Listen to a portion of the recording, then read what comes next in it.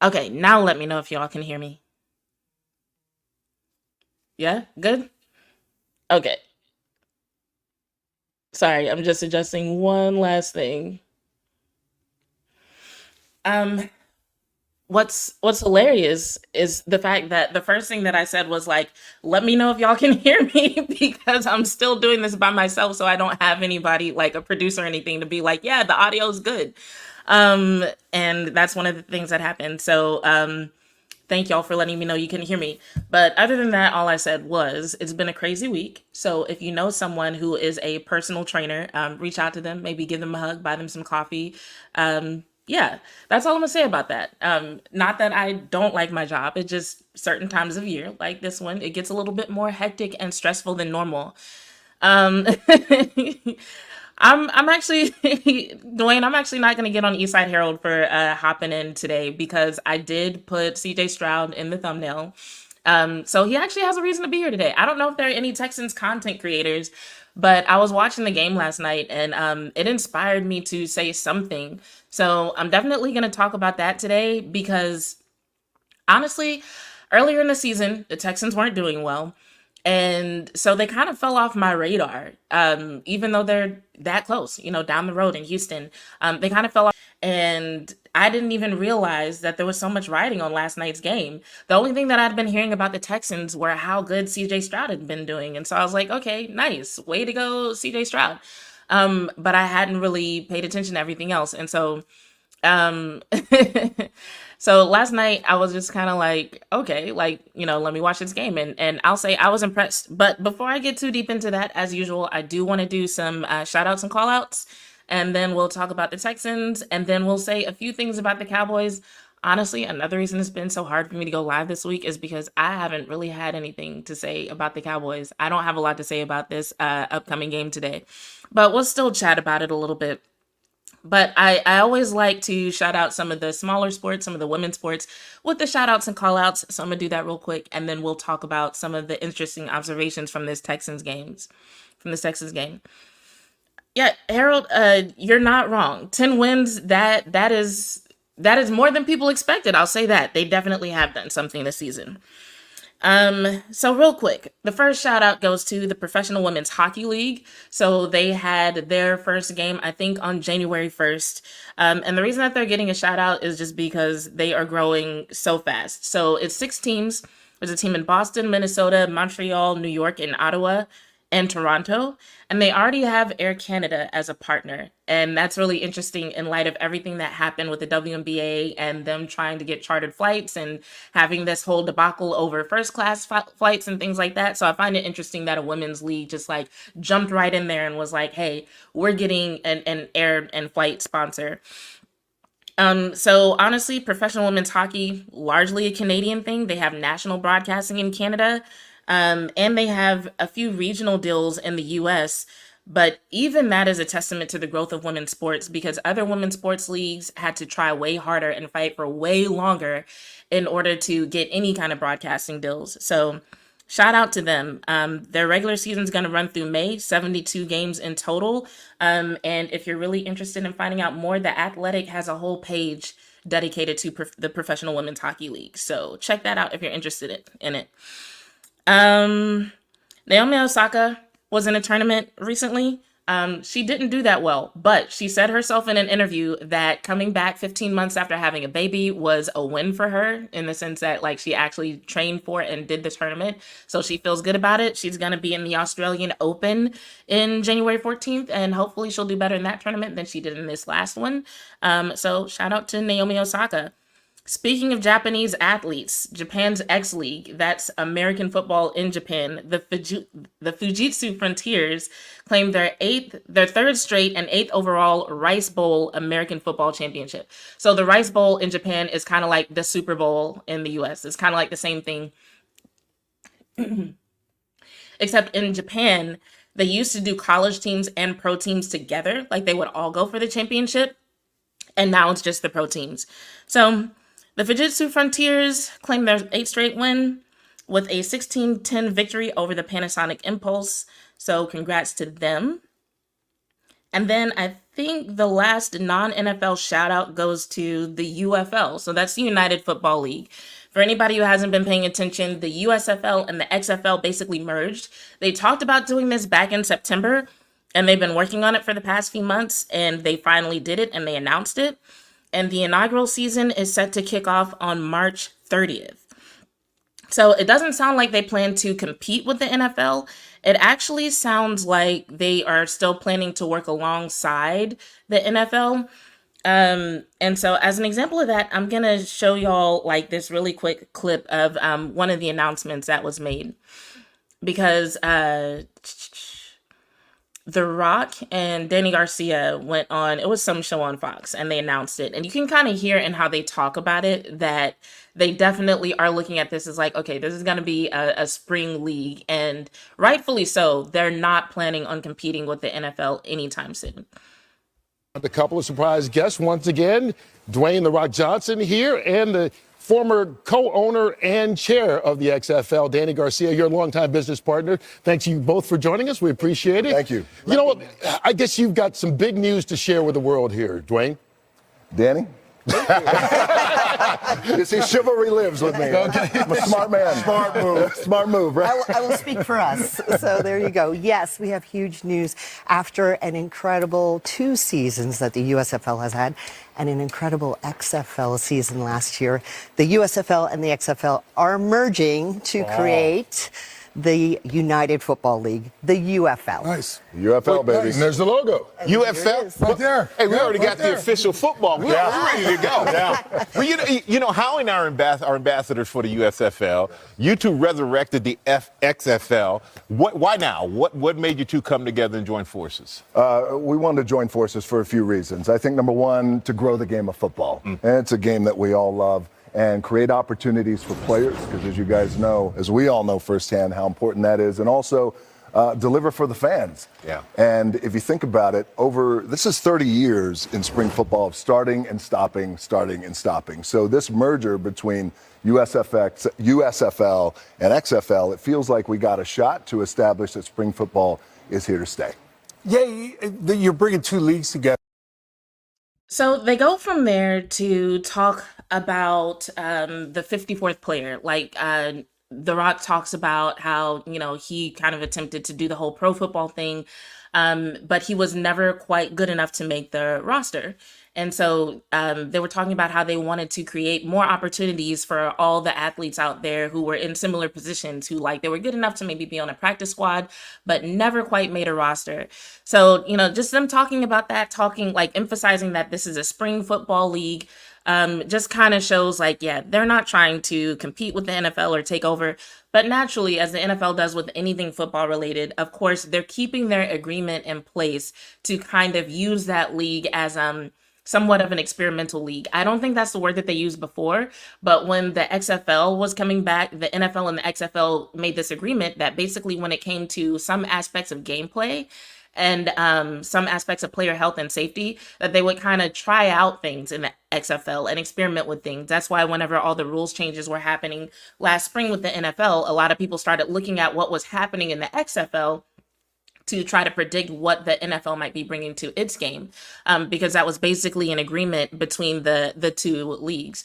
So it'll be interesting to see how that develops, especially with the whole officiating thing. I know having officials mic'd up is something that a lot of people really liked in the XFL, and it's something a lot of people have been talking about for the NFL. And I'm actually going to touch on that a little bit later. I know people are probably like sick of the Brad Allen thing, but there was an update that I really think is interesting. So I'm going to get back on that later. But yeah, shout out to the UFL for coming into existence. In a lot of ways, it's very similar to how the NFL was born. Because with the NFL, it was like the NFL was established and then the AFL, the American Football League, came into existence. But neither one of them was doing as well as they wanted to, right? So then for the sake of like not duplicating resources and being able to share resources and not having so many duplicate expenses, they basically merged together to create a more powerful entity that they thought would bring a better product to the field and that they thought would be more appealing to crowds. And so in this situation, you see the XFL and the USFL kind of doing the same thing. even the way the NFL and the AFL changed to the AFC and the NFC under the NFL umbrella, they're kind of doing the same thing with their teams in the sense that they have like these two separate conferences that are under the same league. So it's interesting watching them kind of follow that same path. So I'm curious to see how it goes because I'm just a sports nerd like that. I'm like, ooh, what's this gonna grow into? But for now, it's just a shout out. I was gonna talk about this whole situation between Russell Wilson and the Broncos, but now I'm not. Just know that it's possible that the NFLPA might take action depending on what they find out about what the Broncos actually said. But outside of that, I think I'm just gonna wait and see if more comes out about what the Broncos did say before going into detail. So yeah, that's pretty much everything that I wanted to cover before getting into the So, Texans last night played the Colts. I was just watching football, being the sports nerd that I am. Unbeknownst to me, there was like a whole playoff berth on the line because the way people talk about the Texans, you would have thought that they were already eliminated, honestly. I think unless you're just one of those people who's been really paying attention to playoff scenarios or really paying attention to the Texans, you really might not have known. Or maybe that's just my bad.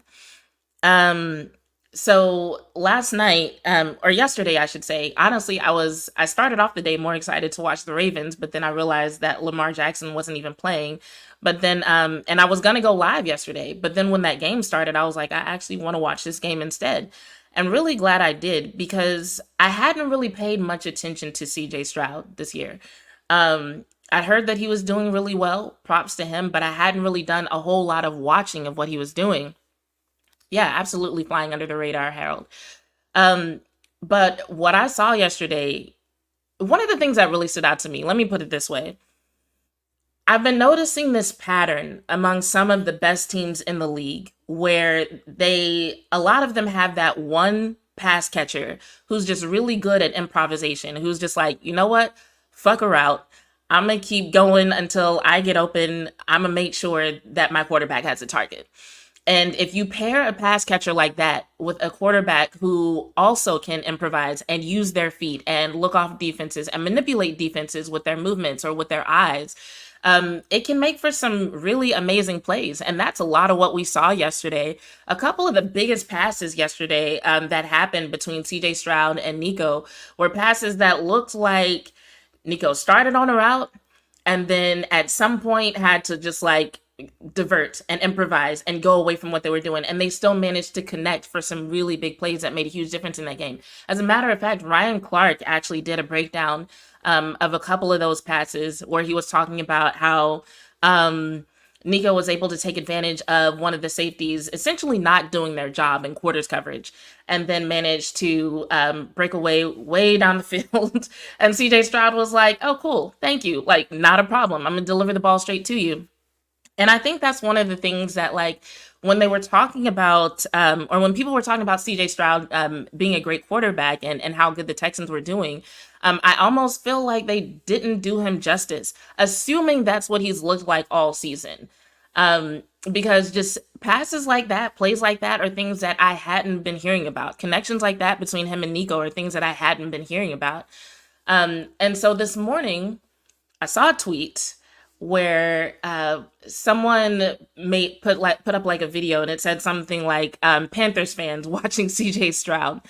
And it was a video of Homelander from The Boys just kind of staring like with this really somber look on his face, basically suggesting that Panthers fans should be pissed that they didn't get CJ Stroud. And that's one of the conversations that's gone on all season. But I retweeted that tweet and I said, I basically mentioned the S2 tests that were taken before the draft. And the S2 tests were one of the things that had people questioning whether or not CJ Stroud would actually perform. So for anyone who's maybe not up to speed or who doesn't pay attention to the draft, basically the S2 test is a cognitive test that they started giving to all the players who, well, no, I think it's actually every position that takes a test. I think it's just weighted more for certain players than others. But basically it's a cognitive test to try to predict how good of a football player might be, or how good of a football player an athlete might be.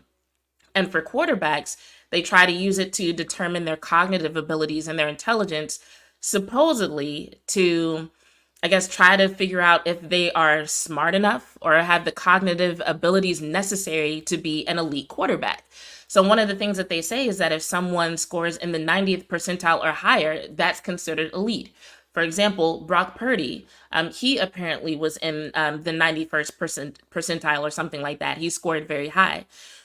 CJ Stroud, though, performed very low. So despite him, looking like a great quarterback coming out of college and him kind of being known for, his deep balls, his accuracy, his athleticism, so on and so forth, he takes this test, scores like an 18 out of 100.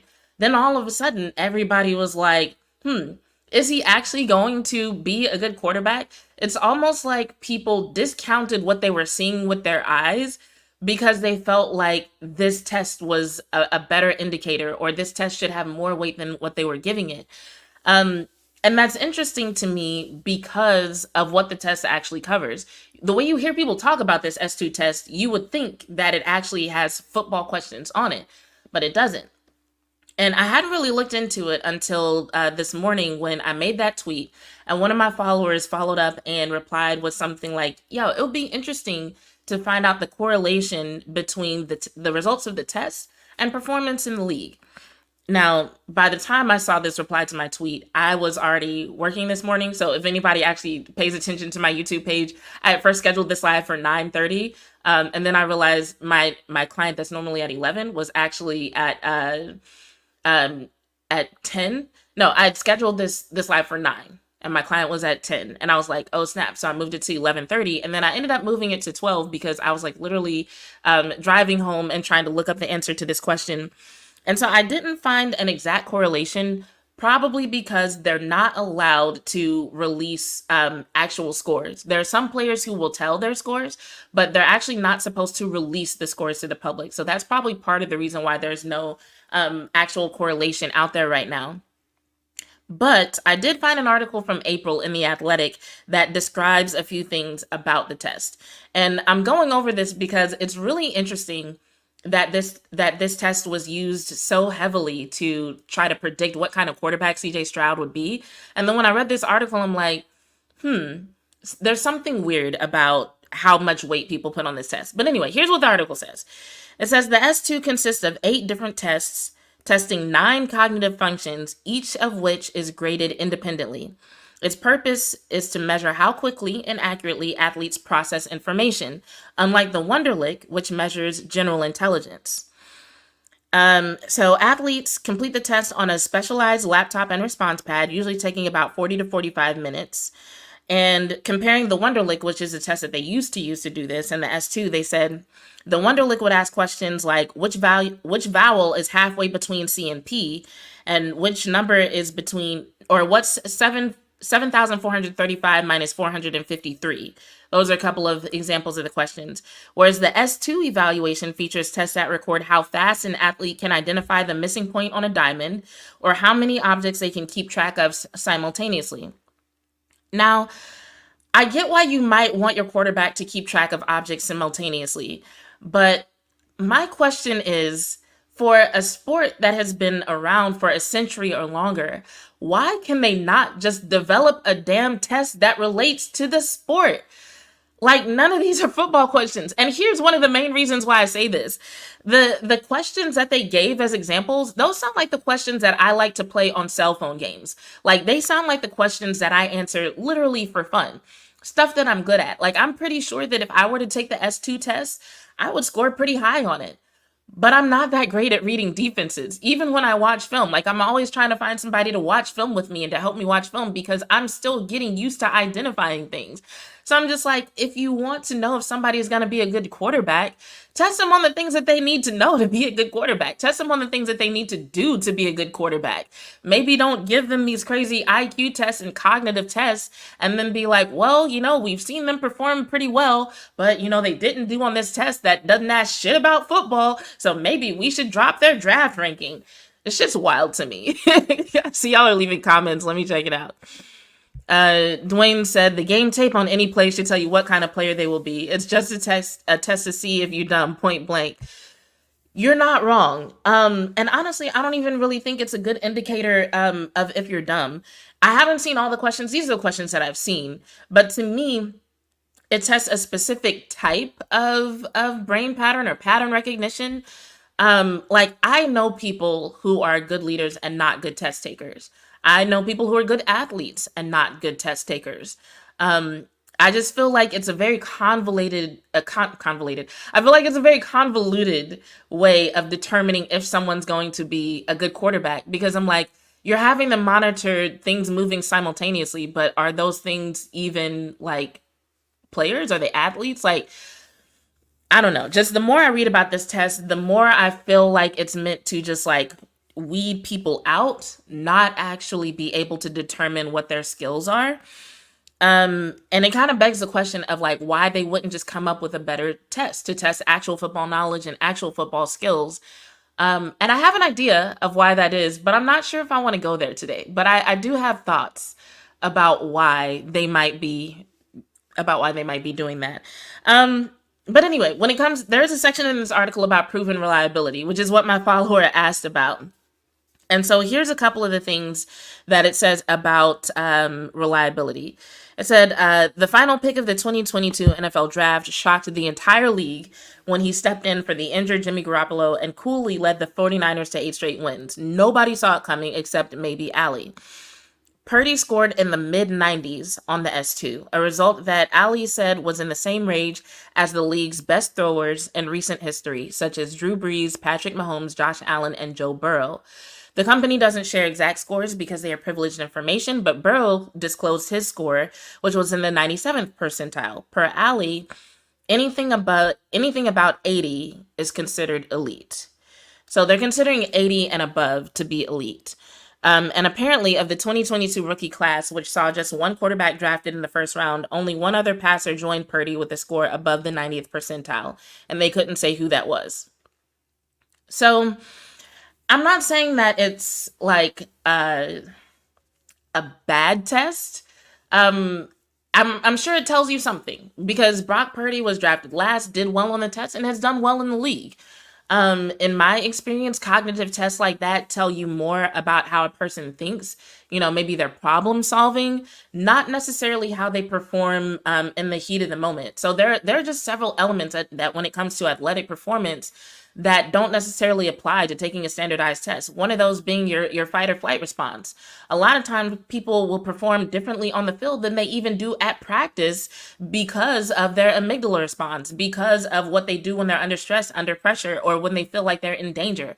So that alone is enough to tell me like, hey, there are some things that should be considered more than this test. And then going back to what I was saying earlier about how like, hey, this sounds like the type of test that I would be good at, but I'm not necessarily good at identifying defenses and like, I'm not that great at watching film yet. Part of the reason is because, when I'm looking at, what I see on film, I have to like really remind myself of who's in what position, what they're supposed to be doing, what the coverage is, and what that means for who I'm seeing on the field. And that requires like a lot of processing time. But that type of processing, especially when you only have a certain amount of time to do it, is very different than simply keeping track of something.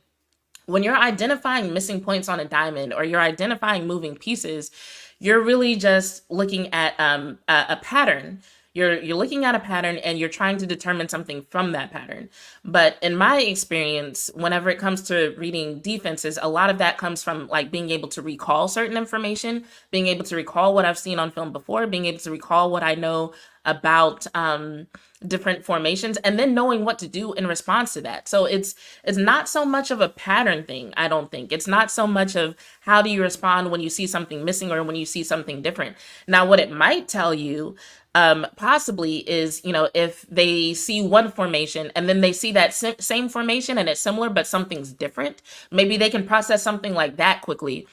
But, the more, like I said, the more I learn about this test, the less I think it's an actually good indicator of if somebody is going to be a good quarterback.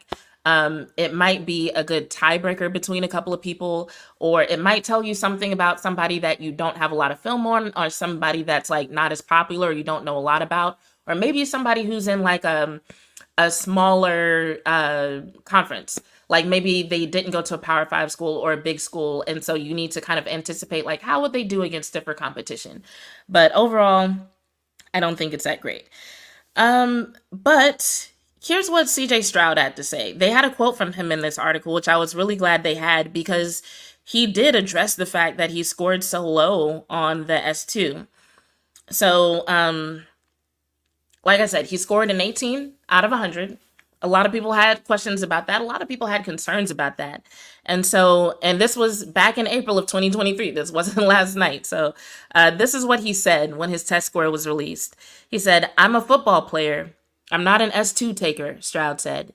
"But shout out to S2, man. They probably have a good system. What they do, no diss to them. But I know who I am, and I know what I can do on that field, and I'll do that at the next level. I don't think you can play at Ohio State and not be smart. At the end of the day, if you don't trust and believe in me, all I can tell you is watch this." And watch they have, and they'll continue to watch. And I'm gonna be honest, I know a lot of people aren't really scared of the Texans, but I think that has more to do with their reputation than what I saw last night, because there was two things that I saw. One, I saw a culture of just, what's the word I'm looking for?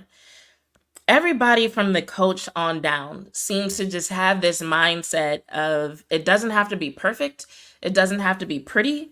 It doesn't have to be flashy or get a lot of attention, but we're going to do what we have to do to get the job done. And when a team has that kind of mentality, they can be scary because, you know, what it looks like statistically on paper, or even what you're used to seeing on film against good teams, that can completely change if everybody's on the same page and on one accord about the goal that needs to be reached. Like Eastside Herald said earlier, 10 wins in a season is nothing to sneeze at. You know, so as much as they have this reputation for not being that great, I would say that the Texans are a much better team than what their reputation has given them credit for this season. And so to see them be so passionate about their mission, to hear CJ Stroud talk about how he feels like he's actually been put in a position by God to lead this team and to help this team be successful. I mean, that says something to me, just about how dedicated they are to doing well and to winning and to seeing success.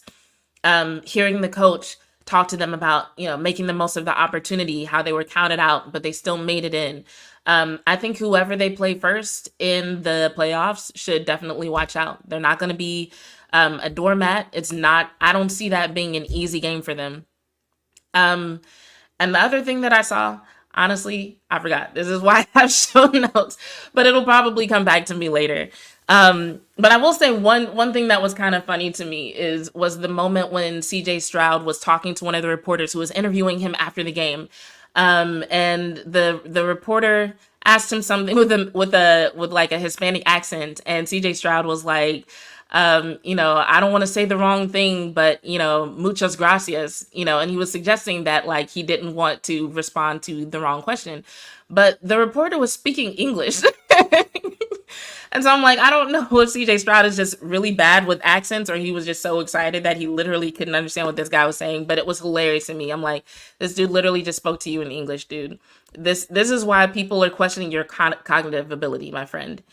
But yeah, shout out to the Texans, and we'll see what happens in the postseason. Okay, now, before I get into the Cowboys, I'm sorry for bringing this up again. I didn't have time all week to really talk about what I wanted to talk about from the Lions game. So I'm not going to go into the Lions game. I'm sure we've heard more than we ever care to hear about it. But I did want to address this one last update from the Brad Allen situation, because I saw that yesterday his crew officiated the Steelers game, and there were people who were like, I thought they were getting suspended, or he shouldn't be allowed to officiate anything ever again. So the NFL actually did address that whole situation, and I thought the way that they addressed it was really interesting. They sent out a memo along with the video that, in my opinion, was one of the most passive-aggressive things I have ever seen from the NFL. So we'll watch it together real quick.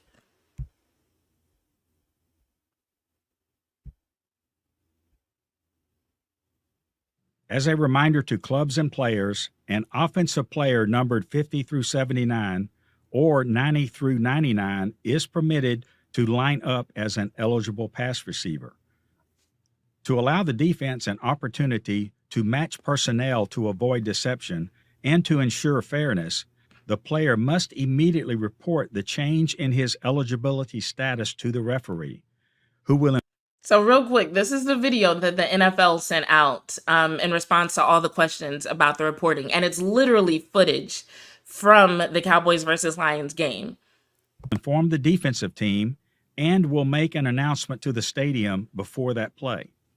It is the responsibility of the player to be sure that change in status is clearly communicated to the referee by both a physical signal with his hands up and down in front of his chest and to report to the referee his intention to report as an eligible receiver. Any player reporting as eligible must line up initially and remain in an eligible position. Failure to do so, or if he is covered up by another player, will result in an illegal formation. Should the reporting player elect to remain in the game for an additional play, he must repeat the same reporting process to the referee, and before each additional play, the referee will inform the defensive team. This process has been in place for many years and is intended to provide proper notification to the defense when players are lined up in positions that their number would not allow. So like I said, that was just the most passive aggressive thing I've ever seen from the NFL. And I say that because they're using footage from the Cowboys Lions game. And they're talking about the situation that happened, but they don't directly address what happened. They're like, we're just going to put this video out, remind you of the rules, and walk away. Now, apparently with the memo that they sent out, they kind of concurred with what a lot of people were saying, that like, hey, the Lions tried to, trick the Cowboys. They ended up tricking the refs. That's a risk you run. Too bad. But that seems to be the side of the line that they're falling on, that like, yeah, the Lions were doing way too much, which as soon as I saw it, I thought the same thing. I was like, there's 3 people out there for one person to report eligible. Like that is just a lot going on. And I'm pretty sure that had a lot to do with what happened. But I just thought it was hilarious that they put out this video. They're just like, oh, y'all want to know what we think about this whole situation? Well, here's what the rules say. Here's some video to go with it. Have a nice day. Hey, JV, what's good? Dwayne said, question, if they announce it, why didn't Dan Campbell say not 70 but 68? I don't know, but you know what, Dwayne? That's something that actually happened to us before. And I don't remember the exact situation, but it was earlier this season. I remember there was a player who said they reported, and they said that the player was ineligible, but apparently over the loudspeaker, they said a different player.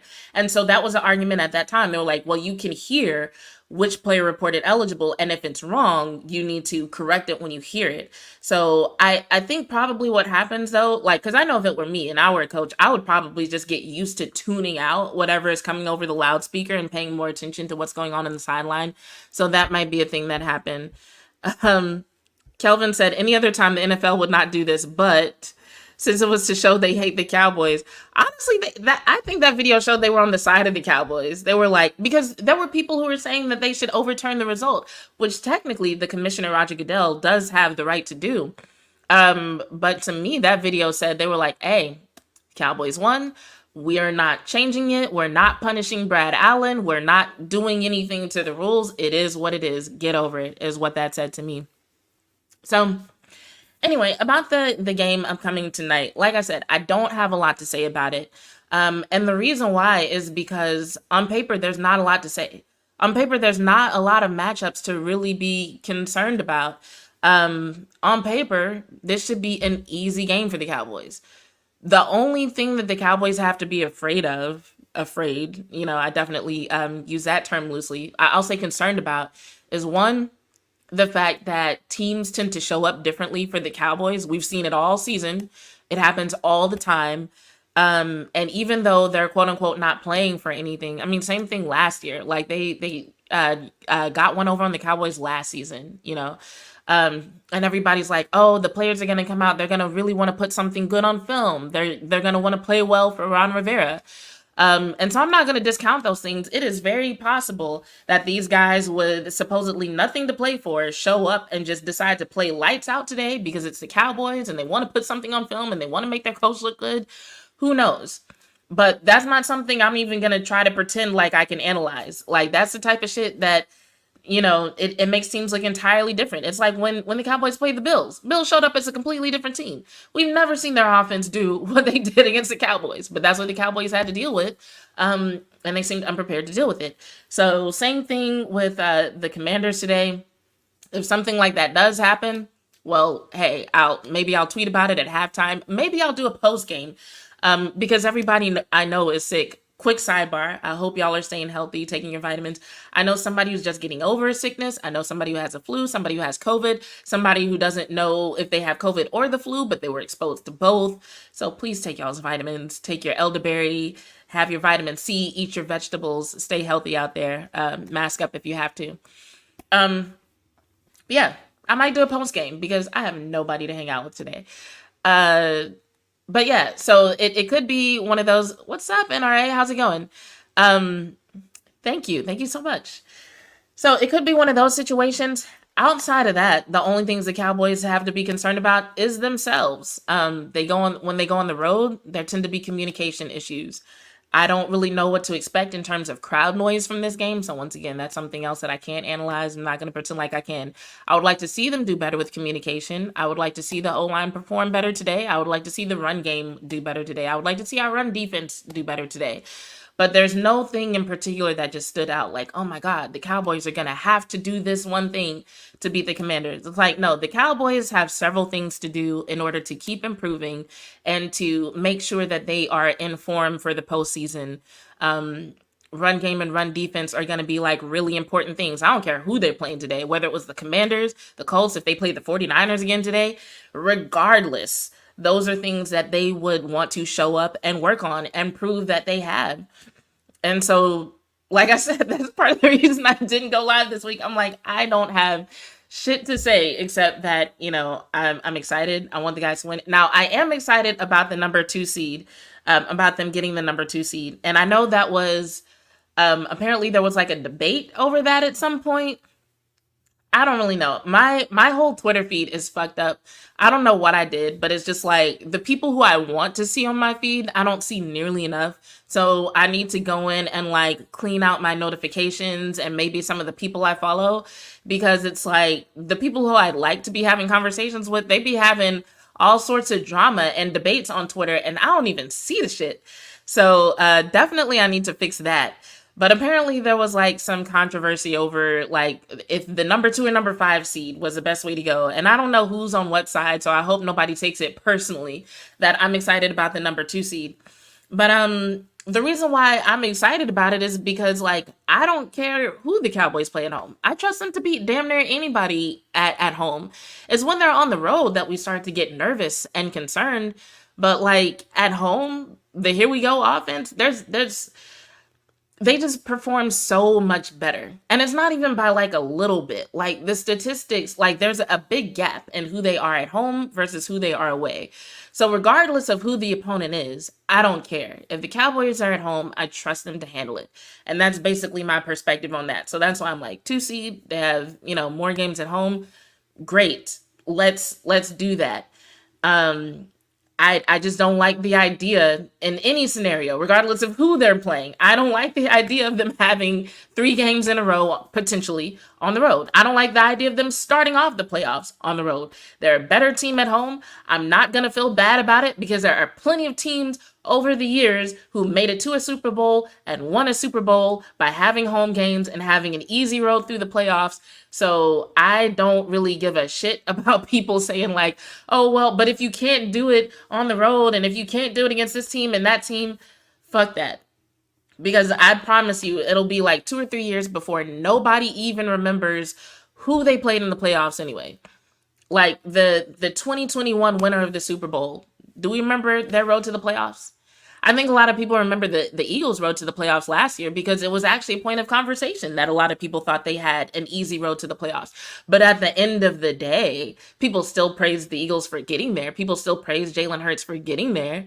So fuck it. If the stars are aligning pun intended, for the Cowboys to have an easier road. Let's be honest about that, because it's not easy. But if the stars are aligning for them to have a favorable road through the playoffs, one that caters to their strengths, hey, I'm here for it. I'm happy to see it. Said Mickey Mouse Road for the Eagles. Was it that easy? Was it? I don't know. Maybe so. You might have a good point, especially considering what happened when they played the 49ers and how the quarterbacks were dropping like flies. So yeah, in a lot of ways, hey, I will say I don't necessarily agree with this sentiment like 100%, but I'm not mad at you for having that perspective. NRA said they play like small fry when they get off that plane. Oh, I don't know what type of ginger ale they're drinking. I don't know what happens. Well, I know a few things that happen. Pre-snap motion goes way down, and there's obviously a correlation between that and the level of their communication, pre and post snap. So, to know any more than that, you'd have to damn near be on the field. Everything else is just speculation from what we see on film. But that's a big thing. That's why I'm like, I don't know what the crowd noise is going to be like today. So I don't know how they're going to show up, but I know they need to win. If there was ever a time for them to reach down deep inside and pull out whatever they need to pull out to just make sure they get the win. And yes, it is that serious, because even though it's the Commanders got one over on them last season, and I won't forget about that. Hopefully they haven't either. But if there was ever a time for them to come out fast, like that's one thing. I'd like to see them have a fast start, because I don't want them to give the Commanders the idea that they have any hope. Like, they cannot play down to their competition today. They need to come out and make it known that they're making a statement that they intend to win and win big today. Like, they need to treat this like it's like they want to embarrass the Commanders. That's how they need to play. David said, coaching has been an issue for the Cowboys' postseason success since Bill Parcells. Yeah, I'd agree with that. Especially considering how much of the past couple of years the results have been blamed on Kellen Moore. So if you look at coordinators as coaches, yeah, a lot of people have been blaming the coaches. Yes, exactly. They cannot play with their food. As a matter of fact, they need to go out there like killers. Like they can't even, not only can they not play with their food, they can't even pretend like, oh, we can maintain a 1-possession lead. Like, no, they need to make it a point to get a solid 3-possession lead at minimum before they even think about relaxing, before they even think about pulling any starters or anything like that. And I haven't seen an injury report or anything, so I don't know who's going to be on the O-line or whatever. So I don't know anything about that. But I just know whoever it is, the Cowboys need to get out to a fast start. We need the offense to get as much of a lead as they can, and we need the defense to do whatever, even if it feels borderline abusive, even if it feels like, dang, we are really beating the shit out of these guys. Okay, beat the shit out of them, because we've seen what happens sometimes in the third quarter, where all of a sudden the offense just disappears in the third quarter. We've seen how teams will come back in the fourth. We've seen how teams within a possession or within 10 points or so will somehow just have like 2 really good drives, and all of a sudden they're right there with us. So I just don't think this is a game to play around with, because we've seen too many instances where we've seen guys who seem like they have nothing to play for, but their pride, putting something on film, playing for their coach, turns out to be just enough for them to get an impressive win, even if it doesn't seem to mean anything for their own postseason. And I said, if we embrace our villain status as a team regularly like Micah does, we would regularly be dogs. I'm conflicted on that because how can I put it? I don't see that as the identity for everybody. And I'm not sure if it's really necessary. I think a lot of times the villain status that we think we see comes more so from how fans feel like they're being talked about in the media. But what we learn about the actual culture in the locker room, I don't think they feel like villains. And it doesn't seem like they feel like they need to be villains in order to do well. Now, hold on. I say that, but then as I say it, I'm thinking about the fact that, to other teams, they are often villains.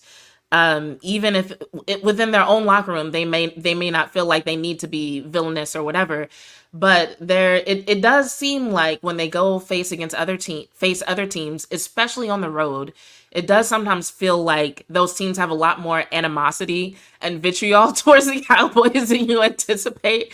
So from that sense, I can kind of see what you're saying. If they go into it knowing like, hey, this is gonna be a fight for whatever reason. It doesn't matter why. We don't care if it's for their pride, for their coach, for whatever reason. They want to embarrass us. They want to make us look bad. They don't want to just win.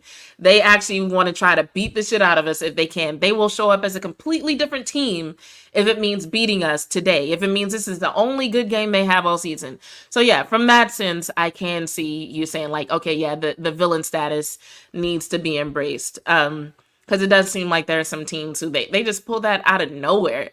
It's like they'll be playing like, I don't know. They'll be playing so soft all year, and then they'll just show up against the Cowboys like what on earth did y'all eat before this game? And I said they just want to embarrass us for clicks. Possibly. I mean, when you think about the fact that the Cowboys are the most watched team, and that a lot of these guys, their future contracts, their future in the league depends on their reputation. So the more people who see them doing something impressive, it could actually have real world consequences. So, maybe that's what it is. Maybe that's what gets them to wake up whenever they play the Cowboys and all of a sudden they become whole different teams.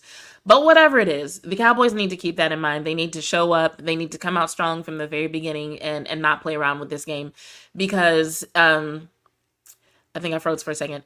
But yeah, when you think about how they play at home versus on the road, them winning or losing this game could literally determine how they perform in the postseason.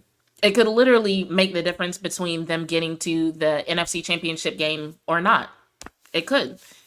Hutchinson was a ghost till we played them. Absolutely.